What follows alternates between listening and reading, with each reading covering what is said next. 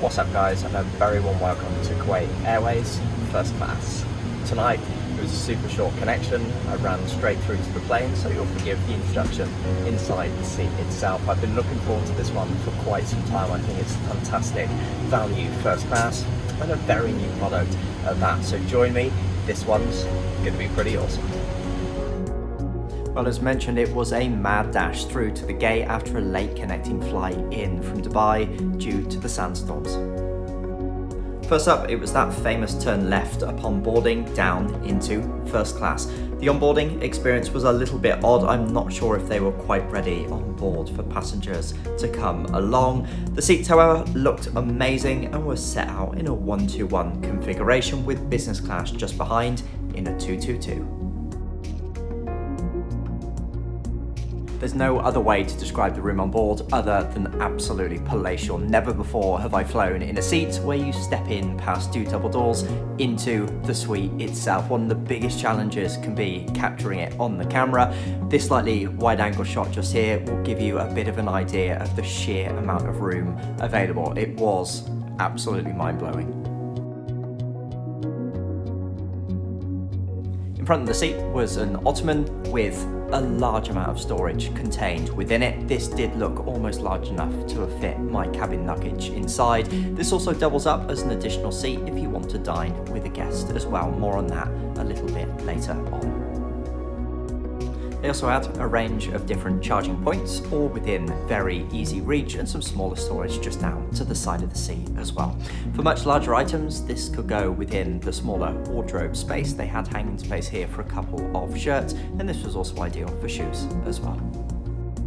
Conveniently, this small panel just down to the side of the seat controlled all of the functions within the suite, be that seat positioning or even down to the lighting. In terms of the seat itself, it even had an inbuilt massage function. How cool is that?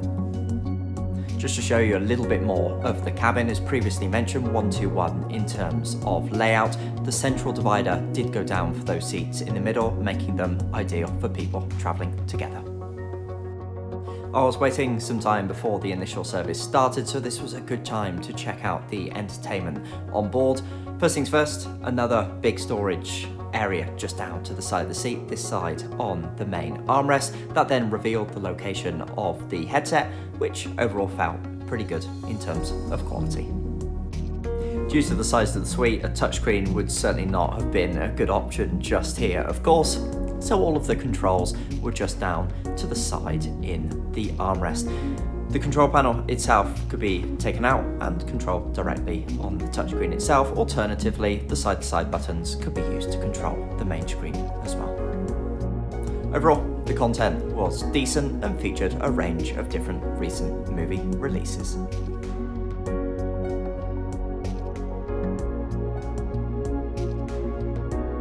So pre-drinks served, and we'll soon be on our way to Bangkok. Looking forward to this one. Pre-departure service consisted of a fresh orange juice and a selection of dates. It wasn't long, however, before we were pushing back, so I got settled into my suite and awaited our departure.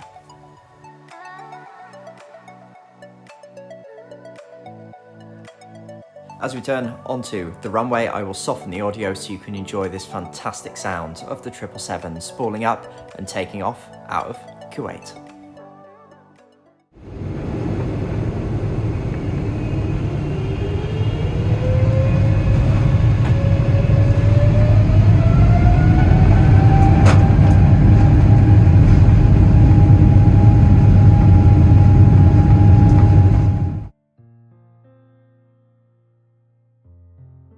It was pretty dusty conditions across much of the Gulf on that particular evening, so views following the takeoff were fairly limited. Certainly what wasn't in limited supply was the sheer amount of features available as part of this first class product. On board, I particularly liked the rising snack selection, aware that Emirates have been doing this for many years, but still, it was a pretty cool addition. The bathrooms were kept absolutely spotless throughout the entire journey. By first class standards, nothing particularly special, but they certainly ticked the box in that regard. Arriving back to the seat, it was then time to shut those suite doors for the very first time and experience the sheer amount of privacy available. It was then time to check out the onboard menu. This was a very late departure out of Kuwait. Just for the benefit, of course, of the video, I indulged with the meal service. It really was a case of choices, with an awesome selection across the board. It's worth saying that Kuwait Airways are a dry airline, so no alcoholic beverages were served on this particular flight. The table, just like the rest of the suite, was very sizable, allowing for 2 guests to have dined at the same time. I kicked things off with the Arabic meze. The presentation was okay and taste really quite decent indeed. Followed up with the steak. Again, presentation by first class standards probably lacking a little bit, but overall as a late night meal service, it was pretty decent.